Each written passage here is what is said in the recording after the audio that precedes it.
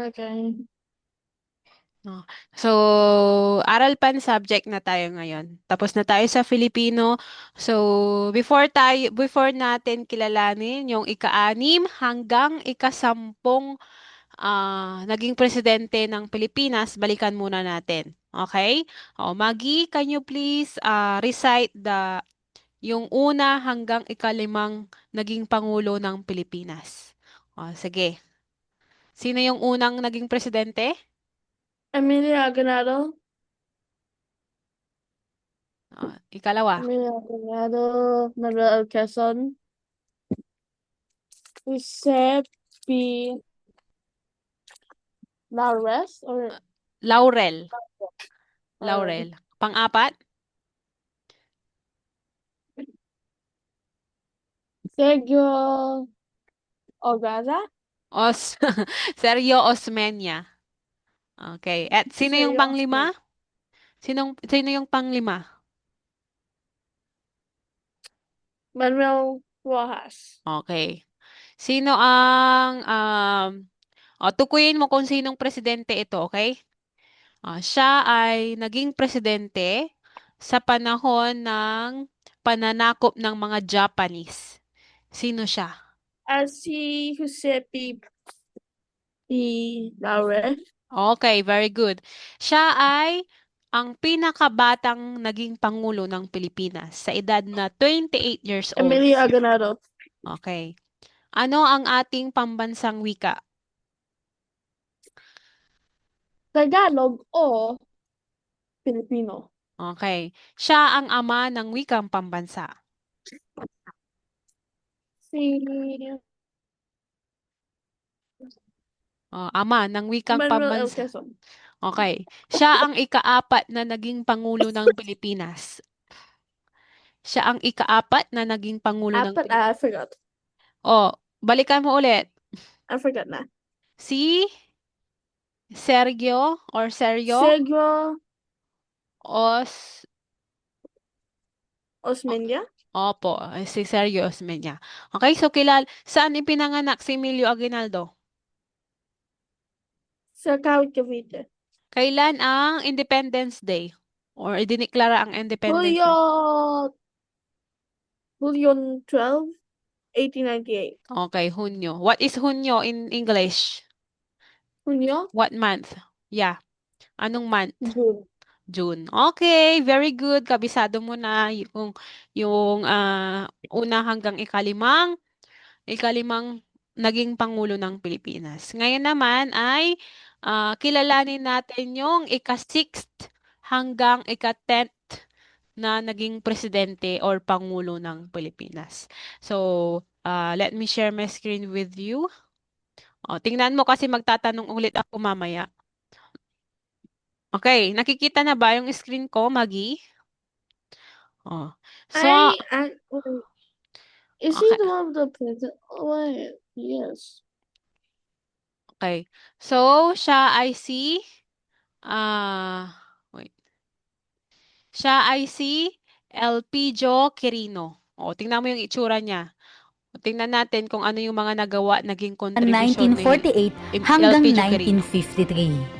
Si Elpidio Quirino ay nagsilbing vice presidente sa ilalim ni Manuel Rojas. Nang namatay si Rojas noong 1948, naging pangulo si Quirino. Okay. Sino si Elpidio Quirino, Magi? Siya ay ang Ay, isang vice president. Okay. So, noong si Manuel Rojas, yung ikalimang presidente, noong siya pa ang pangulo, si Elpidio Quirino, tandaan mo yung pangalan niya, si Elpidio Quirino, siya yung naging presidente or vice president. Ngayon, nung namatay si Manuel Rojas, siya na yung pumalit na pangulo. Okay? Si Elpidio, anong apelyido niya? Elpidio? I Mm. forgot. Elpidio Quirino. Again, you say it 3 times. Sabihin mo yung pangalan niya. Elpidio Quirino, Elpidio Apelyido Quirino. Carino. 3 beses para maalala mo at hindi mo kalimutan. Apelyido Carino. Apelyido Carino. Sa pa. Apelyido Carino. Pang ilan siyang presidente ulit, Maggie? Mm. The 6th. Okay. Pang-anim. O, 6 or pang-anim na naging Pangulo ng Pilipinas. Aktibo ang kilusang gerilya ng Hukbalahap o Hukbong Bayan laban sa Hapon sa panahon ng kanyang pagkapangulo. Sa kanyang termino, nilikha ang Social Security Commission at ang Integrity Board upang subaybayan ang graft and corruption. Ang lungsod ng Quezon ay naging kabisera ng Pilipinas noong 1948. Okay, so ang lungsod ng Quezon ay naging kabisera ng Pilipinas noong 1948. Ibig sabihin, pag sinabing kabisera, yun yung parang main city dito sa Pilipinas wherein lahat ng mga industries ay nandoon. Okay? Luzon. Pero nga ay sa Quezon. Pero ngayon, ang kabisera ng Pilipinas ay sa Maynila na, sa Manila. Okay? Oh.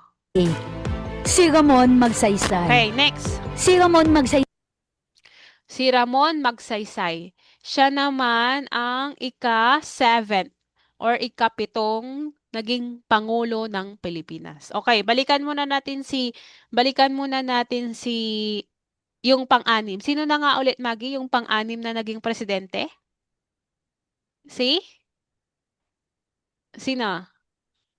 Oh, nakalimutan mo na. Si Elpidio Quirino. Quirino. Tapos ang pang-7 ay si Ramon ay naging presidente ng Pilipinas Magsaysay. mula 1953 Oh, hanggang memorize mo, 1957. Siya ang ikapitong Pangulo ng Pilipinas na kilala bilang presidente ng masang Pilipino. Okay. Oh, si Ramon P. Magsaysay, kilala siya bilang Pangulo ng Masang Pilipino. Bakit? Kasi nga, Dahil siya ay hindi club official, siya ay... Wait, is it a different president? Hmm? Again, Maggie, what is it? Is he one of the presidents that decided to let the poor and the poor and the rich to come to Oh, the... Tagalog. Ano po? Yung sinasabi siya ko? ay Philippine of open hand. Open ang pinto para sa mga hirap at ang mga... Okay. O, kaya naging kilala siya bilang Pangulo ng Masang Pilipino kasi yung napakabuti yung pakikitungo niya sa mga tao. Wala siyang pinipili, mahirap man o mayaman ay kanya itong tinutulungan. Okay? Bilang Pangulo, O, yan no? binuksan niya ang tingnan pintuan mo yung sa mga picture. mamamayan kung saan sila ay binigyan ng pagkakataong lumapit sa kanya ng direkta at bigyan sila ng higit na kalayaan upang ipahayag ang kanilang pagdurusa. Magpahanggang ngayon, ang kanyang pamumuno at kabutihan ay ang mga katangiang hinahanap ng mga Pilipino para sa isang leader. Okay, o tingnan mo yung nakasulat doon sa ano nila sa placard nila. Magsaysay, you are our idol. Kasi nga, tingnan mo si President Ramon Magsaysay, oh. Oh, grabe yung dahil siya ay pakikitungo. walang bodyguards. Mm-mm. Oh, tingnan mo. Yan. So, yan yung hinahanap ng mga tao. Kaya yung marunong makisama sa mga tao or mga Pilipino. Okay? Ini ang hinahanap ng mga Pilipino para sa isang leader. Si Carlos P. Garcia. Okay. Oh, pang-8 president na tayo. Wait, balikan muna natin para hindi mo makalimutan. Sino yung pang-6th president, Maggie? Si? 6th president. Yung ano niya, yung abbreviate ng pangalan niya is Vegas? Elpidio Quirino. What? Elpidio Elpidio Rojas? Quirino, not Rojas, Elpidio Quirino. O, lagay mo na sa isip mo Elpidio Quirino.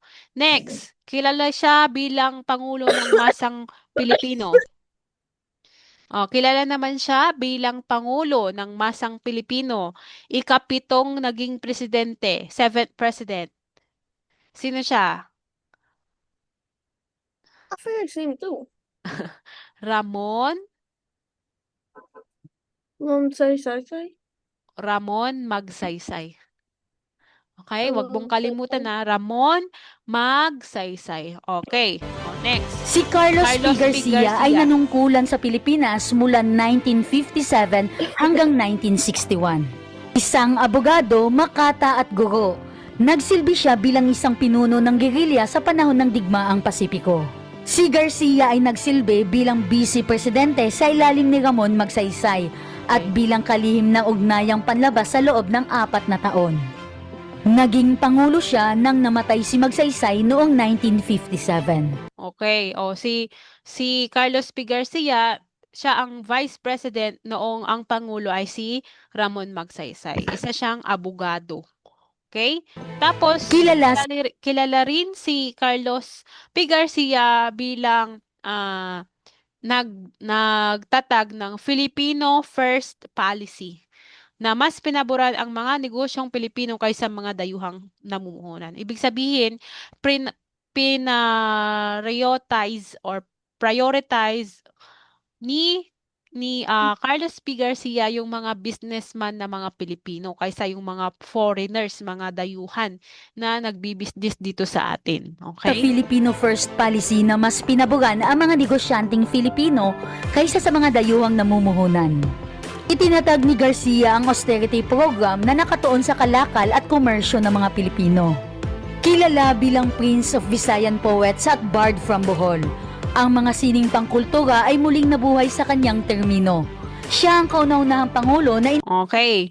Tapos, si Carlos P. Garcia, siya ang first president, kauna-unahang pangulo na nilibing, buried sa mga libigan ng mga bayani. Okay? Kapag tinanong kita, sino itong presidente na ito na kauna-unahang inilibing sa libingan ng mga bayani? Anong pangalan ng presidenteng yon? Magi. Si Carlos. Magi, Carlos P. Garcia. Okay? You need to memorize. Yung first hanggang 5th president, memorize mo na yung pangalan nila. So, ito dapat memorize mo din. nilibing ang labi sa libingan ng mga bayani. Sumunod kay Garcia ay si Diosdado Macapagal. Siya ay nanungkulan mula 1961 hanggang president. 1965. Ipinanganak sa Lubao, Pampanga. Si Diosdado Macapagal ay isang abogado at propesor. Ang kanyang anak na si Gloria Macapagal Arroyo Si Diosdado Macapagal, tatay siya ni Gloria Arroyo. Si Gloria Macapagal Arroyo. ay ang ika-14 at pangalawang babae na naging Pangulo ng Pilipinas. Itinatag sa kanyang pamumuno ang unang Land Reform Law na pinapayagan ang pagbili ng pribadong lupain upang maipamahagi sa mga walang lupa. Inilagay ang Philippine Peso sa currency exchange market at idiniklara ang June 12, 1898 na araw ng kalayaan ng Pilipinas. Nilagdaan ang batas sa minimum wage at nilikha ang Philippine Veterans Bank. Ang sumunod ay si Ferdinand Next. Number 10th president. Sino? Marcos, but I actually know. Sino siya? Siya ang President tatay ni Marcos was later. siya yung tatay ni Pangulong Ferdinand Marcos Jr., yung kasalukuyang presidente. Marcos na nanungkulan noong 1965 hanggang Siya yung may pinakamahabang termino, longest term ng panunungkulan as president. 1986. Ipinanganak sa Sagat, Ilocos Norte. Si Ferdinand Edgalin Marcos ay isang abogado at pangulo ng Senado sa loob ng 3 taon. Naging pangulo siya Maggie, you stretch your arm or your hand. Maggie, like this. So, come on. Para magising ka. Okay. Siya si Ferdinand Marcos. Siya ay naging pangulo sa loob ng 21 years. Tibiruin mo, sobrang haba ng termino niya. Tapos, ng 21 taon. Nagpasya siya na ilagay ang bansa sa ilalim ng batas militar. Si Marcos ay tinanggal mula sa katungkulan matapos ang People Power Revolution noong 1986. Siya ang unang pangulo na nanalo ng pangalawang termino. Idiniklara niya ang batas militar noong September 22, 1972. Nadagdagan ang laki ng militar at sandatahang lakas ng Pilipinas. Okay. Noong 1980, ang gross national product ng Pilipinas ay 4 na beses na mas malaki kaysa noong 1972. Pagsapit ng 1986, ang siyang Pilipinas nagawa. ang isa sa may pinakamalaking utang na bansa sa buong Asya. Nakapagpatayo ng mas maraming paaralan, kalsada, tulay, ospital at iba pang infrastruktura kaysa sa pinagsamang naipatayo ng mga dating pangulo. So si Ferdinand Marcos ay madami siyang nagawa. Okay? Pero merong mga tao na ayaw sa kanya. Okay, Maggie? So, stop share. Okay. Natatandaan mo pa ba yung mga presidente mula ika-6 hanggang ika-10? Ano yung natatandaan mo? Anong pangalan yung natatandaan mo? Maggie, shake, shake, shake your body. Stretch, stretch. President Marcos. Sino si Ferdinand Marcos? Pang-ilan siya?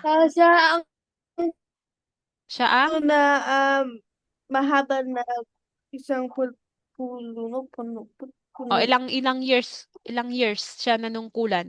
21. 21 21. years. 21 years. Okay, so ito para mas ma-retain sa isip mo yung mga naging presidente, basahin mo po ito. Nag-prepare ako ng okay. Nakikita mo ba yung screen ko, Maggie? Excuse me. Opo. Okay.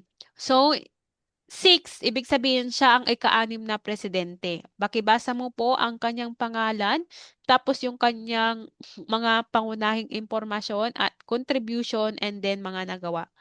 Okay, pakibasa. Elpidio. Pedro Quirino. Quirino. Okay. Pangunahing impormasyon. 1948 to 1953. 1953. Okay. Mga basic information or pangunahing impormasyon. Bakibasa po. Pamanguhing impormasyon. Aking 6 na Ika-6. Mabura. Basahin mo yan sa Filipino. Ika-6. 6 in Tagalog, 6. Go. Ika-6. Ika-6 na Pangulo ng Pilipinas. Okay. Kailan siya ipinanganak?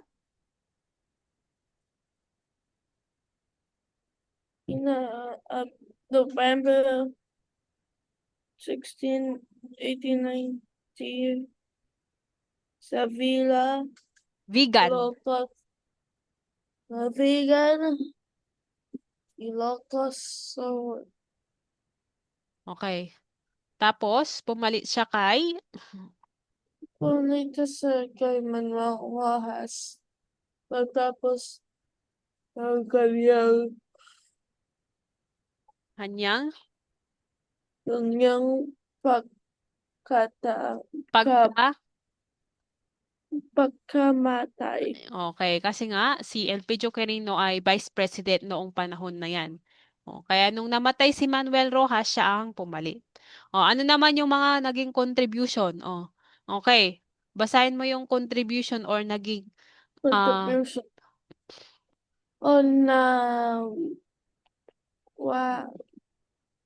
nagpatupad?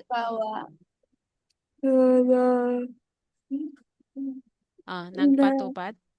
Nagpatupad ng social justice program upang Matulungan. matulungan Ah, ang? ang mahihirap.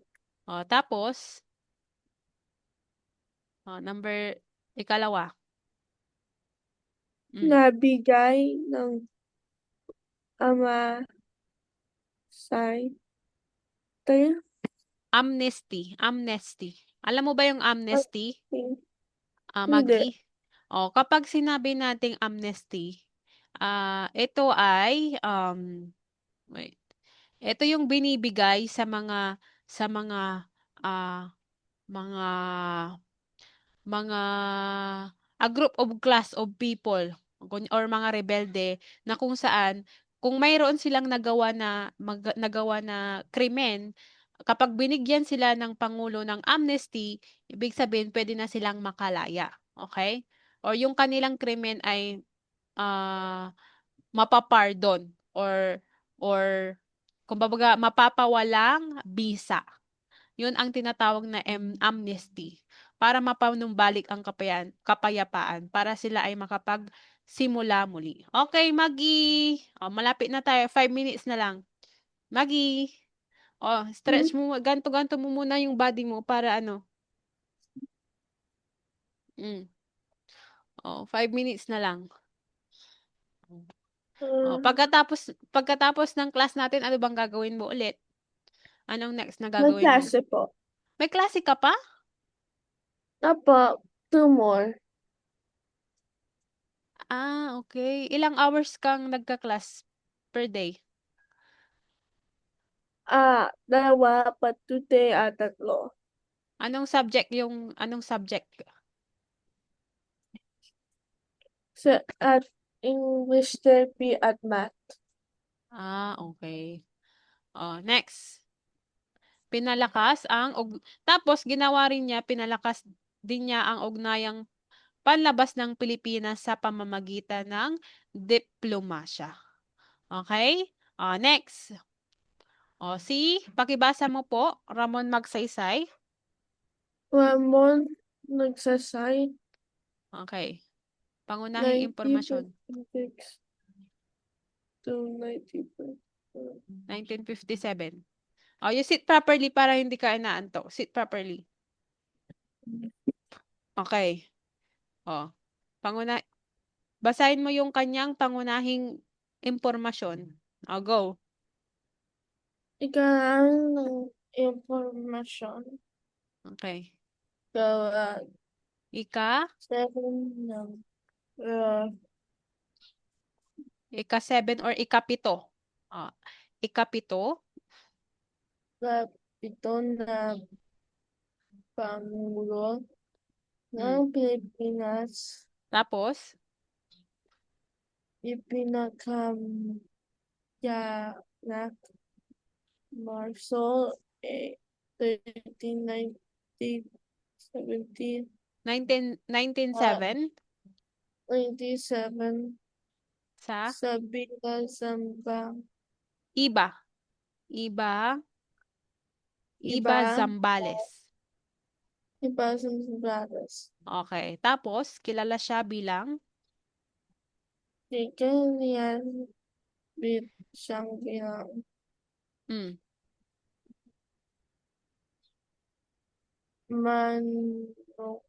Pangulo. Pangulo ng Dahil masa tumayo ka muna you jump 3 times. Come on. Maggie, you stand up. Okay. Mag-jump ka muna 3 times. Come on. Then stretch your body. 1, 2, 3. Okay. You may sit down now. Okay. Okay. So, bakit si Ramon Magsaysay ay kilala siya bilang Pangulo ng Masa? Bakit? dahil siya ay Dahil? siya ay isang magulo na siya ay what's Filipino of open the door? O ano po? Pakiulit po yung sagot. Bakit Na siya ay isang tao na Ha? naging panulo at siya ay na-open Malapit or tinutulungan niya yung mga mahihirap. Kumbaga iba yung kumbaga yung treatment niya sa mga tao ay napakaganda. Okay? Bukas palad, ibig sabihin hindi siya mapagbigay siya, hindi siya maramo. Tinutulungan niya mahirap man or mayaman. Okay? Kaya kilala siya bilang pangulo ng masa. So, naintindihan ba, Maggie, yung ating lesson? Maggie, are you still there? Okay, so that's the end of our lesson, Maggie. Maraming salamat sa iyong active na participation or participation. Okay, so you will now take a rest, Maggie. Paalam. See you tomorrow. Ano po. Okay. See you.